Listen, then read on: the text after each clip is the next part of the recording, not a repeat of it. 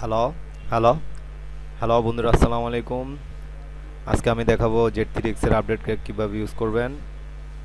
প্রথমত Z3X এর টুলটা ওপেন করতে হবে। এটা হচ্ছে আপনার 27.2।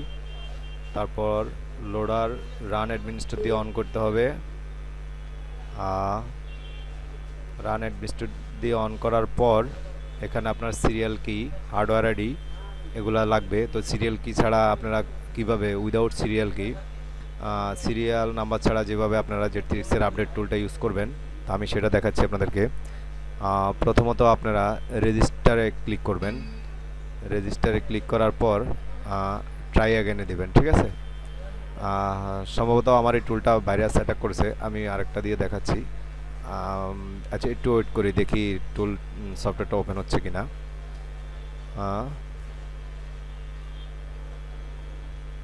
না, সফটওয়্যারটা ওপেন হচ্ছে না, তো আমি আবার নতুন করে করছি। ও, সফটওয়্যারটা ওপেন হয়ে গেছে, সরি। যাই হোক, আমি ভাবছি ভাইরাসে খেয়ে ফেলছেন, না খায় নাই। Z3X এর টুল এটা হচ্ছে স্যামসাং টুল 4 27.2, ঠিক আছে। এখানে মোটামুটি অনেকগুলা নতুন মডেলে আপডেট দেওয়া আছে, যে 500, 520, তারপরে জি জি জি মডেলের সবগুলা সাপোর্ট আছে। 531, 550, তারপরে 531H। মোটামুটি এই টুলটাতে 27.2, ঠিক আছে। Z3X 27.2। হ্যাঁ, আমরাও আগে ইউজ করছি 24.3 ক্র্যাকগুলা, তো এটা তার থেকে অনেক আপডেট 27.2। এটা দিয়ে আপনি যেমন ধরেন যে 500, যে 100H সিলেক্ট করলাম, ঠিক আছে। সিলেক্ট করার পরে ফ্লাশ, আনলক, রিপেয়ার, আইমি চেঞ্জ করতে পারবেন। যে 500 মডেলটা একটু দেখি, আইমি রিপেয়ারের কোনো অপশন আছে কিনা। যে 500F, ঠিক আছে, রিপেয়ার না, যে 500S আইমি রিপেয়ার করা যাবে না, ক্যারেট দিয়ে করতে হবে। এই হচ্ছে Z3X এর 27.2 আপডেট টুল।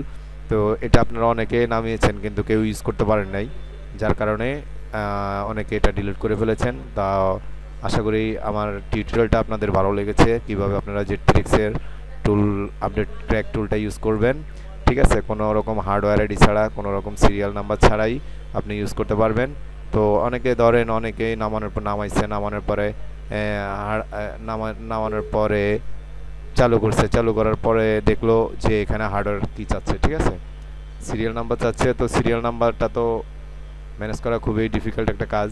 তো আমার এই সফটওয়্যার থেকে আপনি সিরিয়াল নাম্বারটা ছাড়াই কাজ করতে পারবেন।